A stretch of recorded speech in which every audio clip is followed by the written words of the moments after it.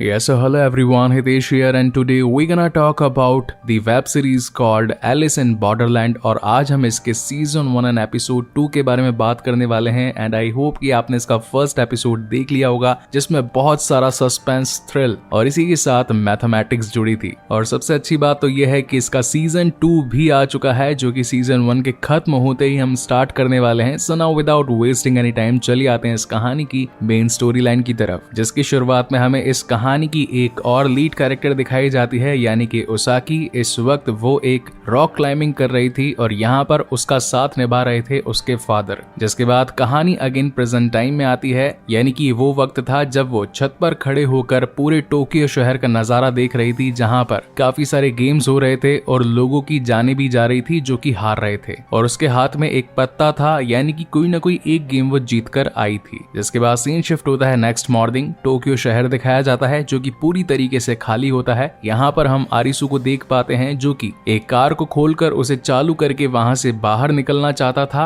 मगर कोई भी कार स्टार्ट नहीं हो रही थी और जिस कार में वो बैठा था उसमें थोड़ी सब्जियां भी पड़ी थी जो कि लग रहा था कि ऑलमोस्ट 7 या 8 दिन पुरानी होकर सड़ चुकी है। जिसके बाद आरिसु वापस से अपने दोस्तों के पास आता है। इस वक्त ये एक शॉपिंग मॉल में थे। यहाँ से खाने पीने की कुछ चीजें जुटाकर ये लोग एक होटल में पहुंचते हैं। जिसके बाद यहाँ पर शिबू की छोटा का फर्स्ट एड करती है यानी कि पट्टी वगैरह बांधती है क्योंकि कल रात के खेल में उसका पूरा पैर जल चुका था और कल वाले गेम में इनको जो फोन्स मिले थे उनकी भी बैटरी खत्म हो चुकी थी यानी कि बाहर किसी से कांटेक्ट करने का कोई भी साधन अब इनके पास में नहीं था। अब ये लोग आपस में बातचीत करने लगते हैं कि आखिर ये सब कुछ हो क्या रहा है, जहाँ पर शिबू की बताती है कि एक गेम उसने पहले भी खेल लिया है और उस गेम में सिर्फ वो आखिरी ही बची थी। जिस पर आरिसु का कहना था कि हम तो दिन भर से बैठे थे और रात को जैसे ही गेम स्टार्ट हुए तो तुम भी वहां पर पहुंच गई, जहां पर शिबुकी का कहना था कि मैंने ये खेल 3 दिन पहले खेला था और 3 दिनों से पूरी टोक्यो शहर में कोई भी नहीं था।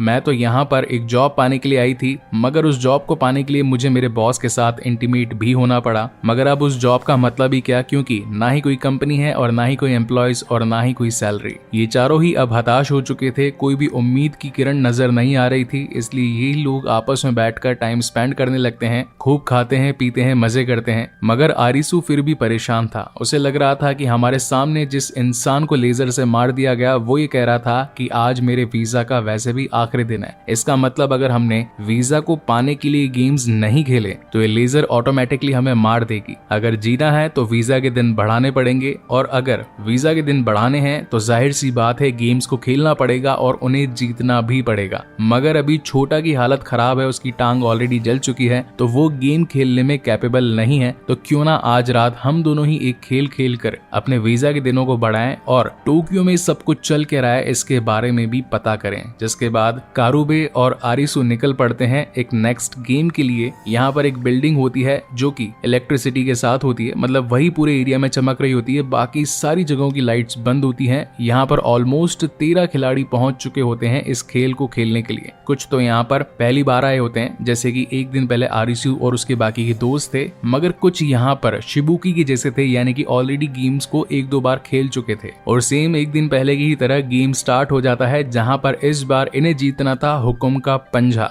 गेम का नाम था टैग गेम और इस खेल में इन्हें बचना था एक शिकारी से और ये बिल्डिंग जो कि मात्र 2 घंटे के अंदर खत्म यानी कि पूरी तरीके से विस्फोट होने वाली है, उससे बचने के लिए एक सेफ जोन भी ढूंढना था। मीनवाइल हम शिबुकी और छोटा को देख पाते हैं। इस वक्त शिबुकी छोटा को उसके पास्ट लाइफ के बारे में पूछ रही थी कि आखिर वो इतना दुखी क्यों है, उसका फ्यूचर को लेकर के क्या एम्बिशन था, वो क्या बनना चाहता था और इसी दौरान वो उसके करीब आने की कोशिश भी करती है। यहाँ पर खेल में एक और बंदा होता है जिसका नाम है शुंतारो, जो कि ऑलरेडी एक्सपीरियंस होल्डर लग रहा था कि उसने इस खेल को कई बार खेला है। इसी बीच आरिसु और कारुबे के पास में एक शख्स और आता है जो कि प्रोफेशनली एक कॉन्ट्रैक्टर था और बताता है कि वो ऑलरेडी 5 खेल खेल चुका है। इसी के साथ वो इन दोनों को इन पत्तों के पीछे का राज भी बताता है, यानी कि अगर चिड़ी का कोई पत्ता आया तो यानी कि टीममेट एक साथ मिलकर खेलना होगा, अगर ईंट आया तो वो कोई फिजिकल चैलेंज होगा, अगर हुक्म आया तो फिजिकल के साथ साथ टीममेट्स की भी जरूरत पड़ेगी और अगर लाल का आया तो वो होगा दिल का खेल जिसमें दिल की बाजी लगाकर इस खेल को जीतना होगा। और नंबर्स का मतलब ये है कि जितने ज्यादा नंबर बढ़ते जाएंगे यानी कि 3 के ऊपर 4, 4 के ऊपर 5 तो डिफिकल्टी लेवल उतना और बढ़ता जाएगा। जहाँ एक तरफ ये सभी गेम के रूल समझ रहे थे वहीं दूसरी ओर शिबुकी छोटा को अपनी तरफ तरफ अट्रैक्ट करके उसका माइंड वॉश कर रही होती है ताकि अगले गेम्स में वो आराम से जीत पाए और किसी और की जान लेकर खेल को पूरा कर सके। इसी के साथ हम छोटा की एक बैक लाइफ भी देख पाते हैं जहां पर उसकी मॉम एक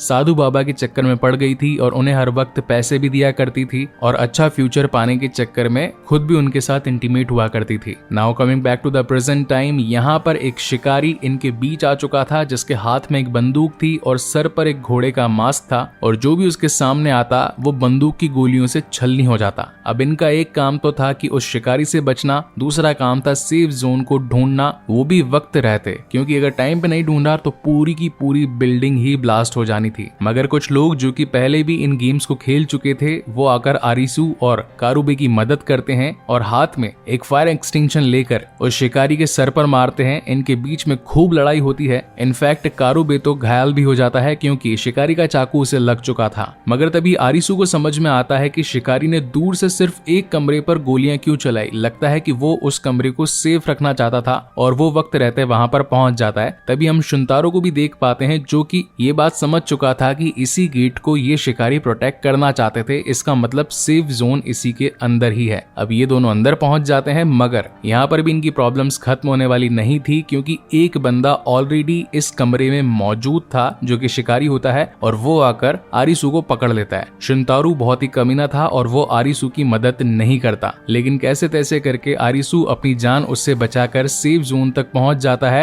लेकिन इस गेम में जिसका नाम है टैग गेम, यहाँ पर 2 बटन्स को साथ में प्रेस करना था तभी जाकर बॉम्ब्स की टाइमिंग रुकनी थी। तो वो जोर से चिल्लाकर सभी लोगों को बता देता है कि मुझे सेफ जोन मिल गया है मगर ये एक इंसान से पूरा नहीं होगा, यहाँ पर 2 लोग लगेंगे। इस बात को उसाकी भी सुन लेती है और फटाफट, क्योंकि वो तो एक क्लाइंबर होती है, तो भागकर वहां पहुंच जाती है और वक्त रहते ये दोनों ही मिलकर उस बटन को टैप कर देते हैं, यानी कि टैग गेम पूरा होता है। लेकिन तभी हम उन दोनों शिकारियों को भी देख पाते हैं जो कि इन्हीं की तरह एक आम सिविलियंस थे मगर इन्हें ऐसा करने पर मजबूर किया गया। इनके गले में एक पट्टा होता है क्योंकि अब बाकी लोग तो अपने टास्क में पूरे हुए लेकिन ये दोनों अपने टास्क में हार गए, तो इसकी सजा में इन्हें मौत मिलती है। तभी सीन शिफ्ट होता है कारुबे पर जिसका साथ दिया था एक दमदार तगड़े बंदे ने जिसे गन्स की पूरी नॉलेज थी और वो वक्त रहते वहां से निकल गया था क्योंकि उसके वॉकी टॉकी पर कोई तो बोल रहा था कि मुझे जवाब मिल गया है, जल्दी से बीच पर आ जाओ। कारुबे अगेन बात करने की कोशिश करता है कि बीच कहां पर है, हमें कहां पर आना है, तुम लोग कितने हो, क्या अभी तक जिंदा भी हो या नहीं, मगर रिवर्ट में कोई भी जवाब नहीं आता और इसी तगड़े सस्पेंस के साथ ये शानदार एपिसोड यहीं पर खत्म होता है। आई होप गाइस कि आपको ये वीडियो पसंद आया हो और अगर पसंद आया हो तो प्लीज इसे लाइक कमेंट शेयर जरूर कीजिएगा और अगर पहली बार इस चैनल पर आए हैं तो इसे सब्सक्राइब भी कीजिएगा क्योंकि इसका 3rd एपिसोड हम जल्द ही लेकर आएंगे। सो तब तक के लिए keep watching and stay safe. मिलते हैं अगले वीडियो में।